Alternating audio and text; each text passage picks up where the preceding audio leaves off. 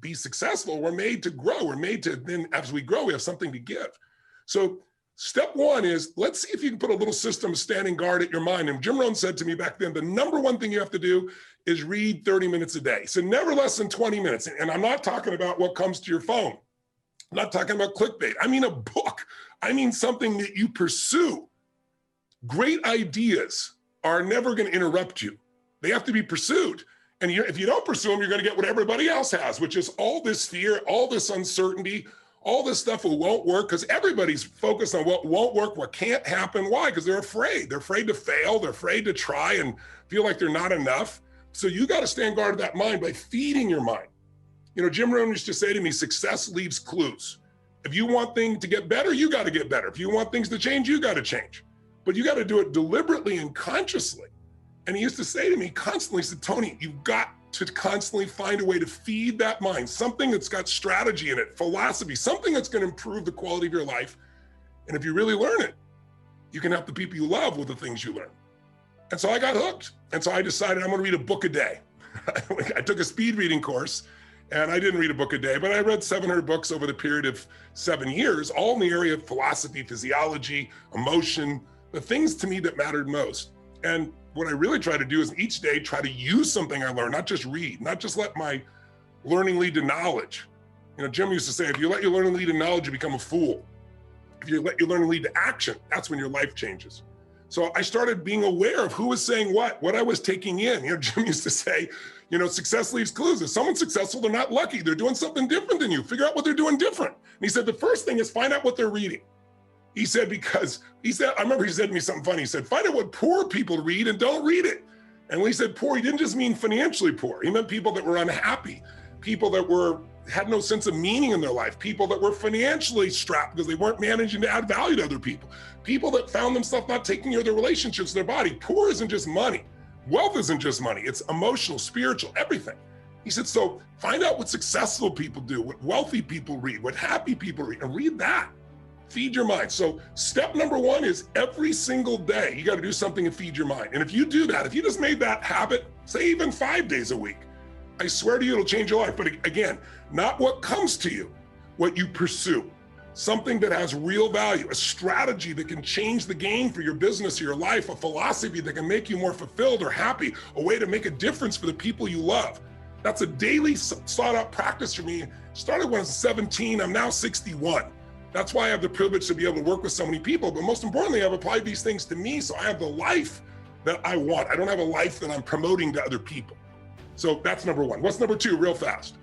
If you really feed your mind every day, feed and strengthen your mind with a 30-minute practice. And by the way, I started out reading all the time, but then I realized I was in my car all the time in those days. And I was like, I'm going to turn this to a university on wheels. And I'm old enough to remember cassette tapes, and probably most of you don't even know what the hell I'm talking about. Not reel to reel, but little cassette tapes. We didn't have where you could put 10,000 songs in your phone or go to YouTube and have a million different videos you can watch over and over again. And the value for me on that, quite honestly, was that I had to pay for this stuff, so I had to value it and really use it. Like when you part with a certain amount of money, and in those days, 6 cassettes, 6 1-hour cassettes, and a couple of workbooks was like $300. It was like the standard offer. And I remember I went down to this place called Knight Education, Knight like with a sword, and a shield, Knight. And it was this Jewish man, beautiful man named Mario that I became friends with. I was a little 17-year-old kid, my little pot belly, I was fat. And I drove all the way down downtown LA, be about in those days like an hour and 20-minute drive. And my little old Volkswagen with no reverse, park on the hill so it wouldn't, so I could get out. And I got to be friends with this man, and he had collected, this is how old it was, all these albums of some of the great motivational speakers and psychologists and psychiatrists and business people. And then gradually those things got to actually to cassette tapes. And so he had all these things, and I'd say, like, what's the most valuable thing? He said, well, what do you want to work on? I said, well, my body and my emotions and my mind and my spirit. He was like, you want everything. And he'd say, okay, let's start with this one. And I'd take $300. I was making $40 a week as a janitor. So this is literally the money I'd save, and I'd absorb it. And I'd be like, I can't afford this. And I'd be like, well, I can't afford not to. Because unless I get these answers, I'll still not be able to pay my basic bills. I'll still be struggling. So that was one of the smart things. I invested in myself. And so I'd go down there, and because I invested $300 in 6 tapes, I remember Jim Rohn said, repetition is the mother of skill. hear something once and you kind of understand it. Hear it again, you kind of feel, you hear it enough. He said, listen to stuff every day until pretty soon the things I was hearing in my head were these new thoughts from brilliant people instead of the old thoughts that were basically whatever I'd been around before. And it changed my life. It started to shift me because I fed my mind. But then number two, you got to every day feed and strengthen your body. And you got to do something, even in the middle of COVID, if it's still there, even if it's lockdown, because if you don't take care of your body, it affects your mind, doesn't it? I mean, think about this. What is it that screws up everybody's life? Fear is the number one thing that keeps people from doing what's necessary. And anger and rage, while it can mobilize us, if it becomes part of your life on a regular basis, it destroys it. So how do you balance that out? Well, fear, anger, they're both physical, aren't they? Think about, what do you feel like if you're really, ever been so afraid that your throat got really dry, or you feel this feeling in your gut, right? That's physical. Courage is also physical. Again, courage does not mean you're not afraid. Courage means you're afraid, but you do it anyway, right? It's a way of being in your body. So one of the things that I started doing early on is understanding, and those of you who spent 4 days with me, you know day and night, because we did it, and it's in your body still, how to change the way you feel instantly by a radical change in your body. And so I really want to recommend you do something at least 5 days a week. First thing when you wake up in the morning, it doesn't have to be an hour workout, even 30 minutes. It can be something as little as 5 or 10 minutes. There is not a day when I wake up, I've shared with some of you this already. First thing I do, I go outside, and if I'm lucky enough to be at one of my homes anyway, I have homes in different parts of the world because I've traveled the world and done this. So I'm very fortunate, but I have a cold plunge I've installed in everyone, 56 degrees. In my home in Sun Valley, Idaho, I don't have a cold plunge. I don't need it. I walk through the snow in the winter, or in the summer, I walk through the grass, and I get in the river. And literally, the river is usually about 39 to 42 degrees, to give you an idea. Every cell in your body is moved. The blood rushes through everything, right? And I do it for two reasons. There's never a day I look forward to doing it. I don't go, oh, I can't wait to go in there. I do it, number one, because it transforms your body. The blood flow, the lymph flow is unbelievable from a health perspective. You just go in for a minute, pop out, and it's like a different world, right? I don't care what it is. Or you could take a freezing shower, would be the minimum way you could do this if you couldn't do this. But it's about changing your body so radically. And it's also about developing a simple daily discipline. It's like, I don't negotiate with myself. I tell my brain, I don't go, oh, wait, I'm not ready, or let me count to 10, or maybe I'll do it tomorrow. That pattern of thinking is what destroys most people's lives and their dreams. You can settle for a life like most people have, or you can create your dreams, but to do it, you need to be able to push yourself. So you need to train yourself in little ways. Or it could be just going and lifting weights, and you're gonna do like 10 minutes of pushing yourself, or a sprint, or a really fast walk, anything. Because when you get your blood pushing, when you push beyond what's comfortable, it develops this determination inside you, this sense of will that you will then use everywhere else. I always say, if you discipline yourself in one area of your life, you're gonna be able to do it even more in other areas. You get momentum. Momentum is everything.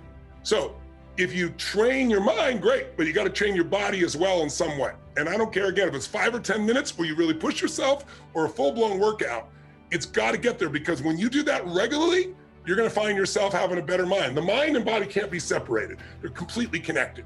You work on both of them, you're gonna have a different world, and you're not gonna be shut down. And when other people are like, oh, it can't be done, just move, I'll handle it. It's a different way of being, isn't it? Third key, in order to really believe you can turn things around, you need a role model. And so throughout my life, I looked at different ones. The earliest one I looked for, since I grew up poor and we had no money, and that seemed to be the real issue. My mom left all 4 of my fathers. But as I look back on it, it really wasn't money. They could have had all the money in the world and they still would have fought. But it looked like money. So I thought, wow, if I could make money, my family will never have this pain. So I looked around for role models. And I grew up in a place where there were no financial role models. Everyone was broke. We didn't have money for food. It's why I provide 100 million meals a year through Feeding America for the last 6 years. By the way, we're up to 700 million meals now. I said we'd feed 1 billion in 10 years. We're a year ahead. We're gonna hit it. But the bottom line is, it comes because I had nothing. And I found, it's like, who also started with nothing like me and then turned it around and grew and come some humble beginnings. And I saw, Sir John Templeton. Some of you may have heard of him, brilliant man. First billionaire investor, started with nothing. And the way he did it is he saved money and he invested during the darkest times. And so I saw Sir John as that. And when I was around when COVID happened, I started looking around to see what are people and businesses that haven't given up. Even though everything's shut down, they found a way to serve their clients. And even though their way wasn't my way, it reminded me and inspired me to say there is a way. That's how I started building the way that we now deliver for so many people virtually around the world. So find a role model and get a plan. So number one, feed and strengthen your mind every day, 30 minutes a day. To me now, audio is even better because I can do it while I'm running. I can do it while I'm working out. I can do it while I'm cleaning the house. I can do it in my car. So I use audio. That's why I've used it forever in that area, because it just gives you more rhythm. But it's either read or audio, something you've pursued. Every day, strength and feed your body. You make it stronger so that you're psychologically stronger. Find the role model, get a plan. What's for? Massive action. Like everybody wants to say, well, I don't know where to start. What do I do first? Well, listen, I got all kinds of tools to help people do that. But the most important thing is do something. You don't know what to do, throw the rock. Wherever it lands, talk to the next person, right? It's like you need massive action. And then you need to see what's working or not and keep changing, and you'll get there. Anyone can get to where they want to go as long as they get in motion. But again, it's about momentum. And that's the main reason I came to join you. Last one, step 5, real fast. Give more than you expect to receive. If you are constantly trying to take care of people, give to people, if you're worst time of your life, you can give to people, I promise you everything will change. I won't tell you the whole story, bore you with it right now, because I want to do this real quick for you. But one of the most difficult times of my life when I was completely broke, not even enough gas in my car, trying to figure out how to survive, not able to pay my rent. And I won't bore you with the story, but I had an experience where I took the last $19 I had and I gave it to somebody who else that needed it. And afterwards I was euphoric. It made no sense, but it was the first time in my life when, people say, I got to get beyond scarcity. You never get beyond scarcity. You got to start beyond scarcity. You got to declare, you got to take the last seed you got and plant them. And I remember, the next day I got a check for $1,200, which in those days I could have survived on for almost a month from somebody that owed it to me and not paid me for 2 years. The very next day after I gave every dime I had no idea I was even going to eat. It was the right moment. It was the right situation. And I did what was right.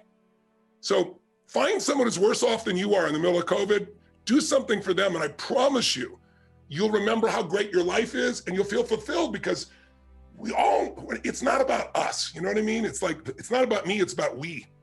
And the more you can get connected, either people you love or even strangers, and do things, not for brownie points, just because it's right, somehow inside your own soul, your own spirit, you remember that problems are not permanent. Only your soul's permanent. And you remember that I'm made for more than just solving this stupid little problem. It lifts the human spirit. So those 5 keys, I really encourage you to consider as you're dealing with COVID or coming out of it here to maximize.